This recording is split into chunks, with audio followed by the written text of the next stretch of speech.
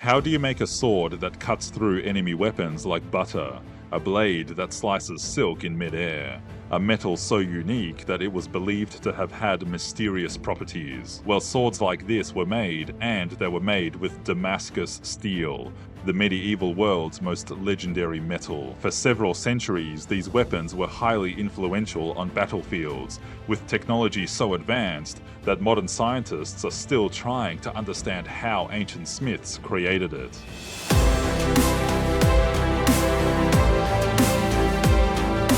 Hey, I'm Michael, and welcome to Hoodie History, where I share fascinating stories from the past, including tales of extraordinary objects and legendary materials. Today, we're cutting into one of history's most legendary metallurgical mysteries, Damascus steel, the mythical metal that helped shape empires and whose secrets were lost to time.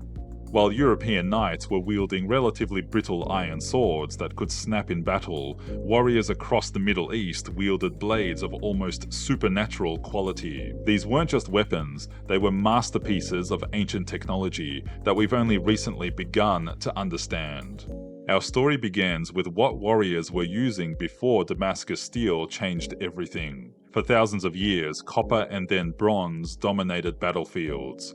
These metals could be cast into shape and sharpened, but they bent easily and quickly lost their edge during combat. Iron weapons began appearing around 1200 BCE, offering improvements in hardness but presenting new problems. Early iron was often brittle, prone to shattering at the worst possible moment for whoever was wielding it. The fundamental challenge facing ancient metallurgists was the contradictory nature of what makes a good sword. You want it hard enough to hold an edge, but flexible enough not to snap when struck. These properties normally work against each other. Harder metals are typically more brittle. What the ancient world needed was a superhero metal with seemingly impossible properties. Enter Damascus steel. Damascus steel first appears in historical records around 300 BCE, though it likely existed earlier. It emerged in India and parts of Central Asia as a material called Wootz steel, a name derived from the Indian word ukku. Ukku is a term in various South Indian languages, particularly Telugu and Kannada, that broadly translates to steel. Picture ancient Indian metallurgists working with small clay crucibles, mixing carefully selected iron ore with precise amounts of charcoal and certain leaves and bark. They would heat these crucibles to blistering temperatures over 1500 degrees Celsius, hot enough to melt many modern kitchen knives into puddles. After cooling, what emerged were small cakes of steel with unusual properties. Steel that contained extra carbon but distributed in a unique way that gave it extraordinary characteristics. These steel ingots became highly prized trade goods, traveling west along the Silk Road until they reached the forges of Damascus in Syria, a city that was the metallurgical capital of the medieval world. And this is where we get one of history's great branding successes. While the steel wasn't invented in Damascus, the Syrian blacksmiths there became so renowned for their skill in working this special metal that their city's name became forever linked with the legendary blades. What made Damascus steel special wasn't just clever marketing. These blades had genuinely extraordinary properties. European visitors to the Middle East reported seeing demonstrations where Damascus blades could cut through ordinary metal weapons, slice through bone with minimal force, or perform the famous silk test, cutting a scarf as it floated to the ground. Now, I should note that some of these stories probably had some embellishment. For example, while legends exist, it's unlikely Damascus steel swords could cut through gun barrels. But the reality was impressive enough. Damascus steel blades were significantly stronger and sharper than anything Europe could produce at the time. They were less likely to break in battle and could hold an edge far longer than conventional steel. Most visually distinctive were the swirling water-like patterns on the blade's surface, what metallurgists call damask patterns. These weren't decorative etchings, but a visual manifestation of the steel's unique internal structure, like seeing the actual molecular magic that gave the steel its properties. For medieval warriors, possessing a Damascus steel blade wasn't just about having superior technology. These weapons took on an almost mystical reputation. Some believed they were imbued imbued with supernatural properties or forged with magical techniques. The impact of Damascus steel weapons on history shouldn't be underestimated. As trade and craftsmanship flourished in the Middle East, including Damascus, Islamic armies came to wield these superior blades during their rapid expansion in the 7th and 8th centuries. Crusaders encountering these weapons for the first time were at a significant technological disadvantage. It's not exactly like bringing a gun to a knife fight, but it would have been a bit like bringing a regular kitchen knife to a fight against someone with a modern tactical blade. The psychological impact was just as important as the technological one. The reputation of these seemingly magical swords struck fear into opponents before battle even began. Damascus steel became so prized that blades were passed down through generations as precious heirlooms. They appear in countless poems, stories, and legends across cultures. In some tales, the hero's Damascus blade has a name and personality of its own. These weren't just tools, but characters in the story of history. Saladin, the famous Muslim leader who recaptured Jerusalem from the Crusaders, was known to own Damascus steel swords. Richard the Lionheart was reportedly so impressed by their quality that he tried to secure some for himself. Then something remarkable happened, or actually stopped happening. Sometime around the mid-18th century, the production of true Damascus steel just stopped. The swords that had been so influential on battlefields for centuries suddenly couldn't be made anymore.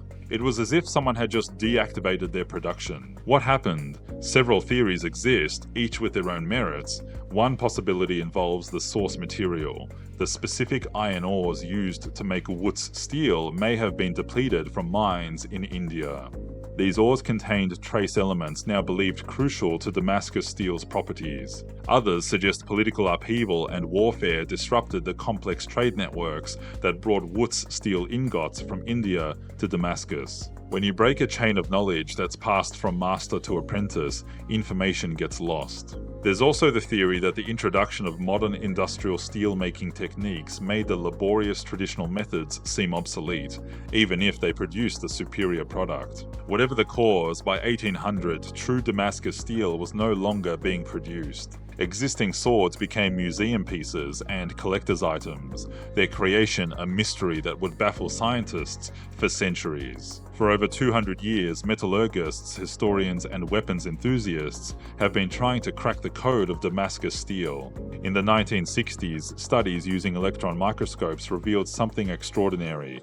Damascus steel contained carbon nanotubes and nanowires, structures so tiny they're measured in billionths of meters. Further research in the 1990s and early 2000s identified trace elements in authentic Damascus blades, including vanadium, chromium, manganese, cobalt, and nickel, that likely came from specific ore deposits in India. These elements, combined with specialized forging techniques and precisely controlled cooling processes, created the perfect storm of metallurgical conditions that gave Damascus steel its legendary properties. Today, we have Damascus pattern steel that visually resembles historical examples, but most experts agree we haven't fully recreated the original material.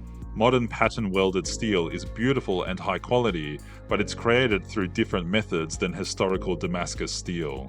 It's one of history's great ironies. We've put rovers on Mars and split the atom, but we still can't perfectly recreate a technology from 1,000 years ago. Damascus steel with swords was also used beyond weaponry. Surgical instruments made from Damascus steel were prized for their sharpness and durability. Medieval surgeons using Damascus scalpels had a technological edge that likely saved lives through cleaner, more precise incisions. Hunting knives, ceremonial daggers, and even armor incorporated this remarkable material. Damascus steel represented the height of craftsmanship and technological achievement. The aesthetic appeal of the wavy damask pattern made these items luxury goods, displayed as symbols of wealth and power. Kings and emperors would commission Damascus steel objects, not just for their practical properties, but as status symbols. The story of Damascus steel reminds us that sometimes history doesn't move in one direction. Technologies can be forgotten, secrets can be lost, and knowledge that seems common in one era can become mysterious in another.